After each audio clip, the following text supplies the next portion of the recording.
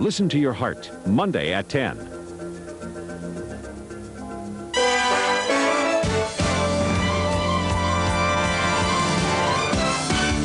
Now, Brian Wood and Monica Hart, Tim Healy Sports, and John Collins Weather. From the newsroom in Seattle, this is KIRO Weekend News Update. Good evening again. Tonight, the friends and family of Mary Lee Stevens can only sit and wait, hoping that police or Stevens' kidnapper will bring a safe end to her ordeal. The 20-year-old woman was kidnapped last night after the robbery at a Burger King in Aberdeen. Barbara Matt explains what happened. When they come to work for Burger King, company officials say employees are instructed to cooperate as much as possible if they are robbed. The lesson became terrifying reality for 5 young Aberdeen workers when a man with a sawed-off shotgun forced them into a walk-in refrigerator and left with money and, more importantly, with the assistant manager, Mary Lee Stevens. Police are frustrated with the lack of information they have about where Mary Lee Stevens was taken and who took her. What they do know comes from the restaurant employees. One shared his account with curious co-workers.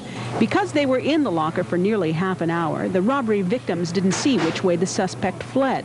In an effort to protect the 20-year-old hostage, police aren't releasing any details about the suspect. We have a real concern about this young lady's safety and well-being, and we're just not providing any information about the suspect, what little we do have. Police have asked for help from the FBI and from the public.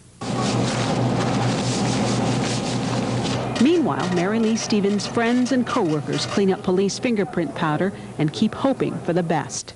She's a real level-headed person. She doesn't get frazzled real easy.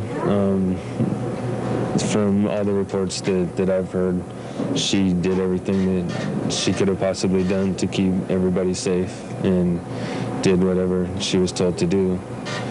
I just hope that we can find her, the sooner the better. Authorities say with every hour that ticks away, they grow more concerned. In Aberdeen, Barbara Matt, KIRO News. Just 20 miles away in the town of Moclips, a 2-hour police standoff ended peacefully yesterday. A man armed with a rifle gave himself up to police, who arrested him on suspicion of homicide. 24-year-old Kevin Papp was found murdered in a home nearby. And in Seattle, near Green Lake, a teenage girl was murdered last night. Detectives arrested a man who lives in the house after the man's roommate called police. The body of the 17-year-old woman was found in a garage behind the house about midnight. Police will not say how she died, but will say they recovered the murder weapon. The suspect is in the King County Jail, and he joins hundreds of others in the overcrowded jail. The situation is so bad, in fact, County Executive Tim Hill says another new jail is needed. Hill says the existing new jail wasn't big enough in the first place. That, combined with tougher new laws, finds the county, not to mention the inmates, in an uncomfortable situation. A long-range report on the overcrowded jail is due out. It will likely call for interim measures, such as remodeling, but also suggest building another new jail. And if things aren't uncomfortable enough already, tomorrow, no smoking will be allowed in the jail from tomorrow on. That goes for inmates and guards as well. Well, it's been a year now since the speed limit in some areas of our state was up to 65 miles per hour. How are we doing? Not so hot, say troopers. On the stretches of the highway that remained at 55 miles per hour, the number of accidents have gone up, but only slightly. And the number of fatalities has actually gone down by 18%.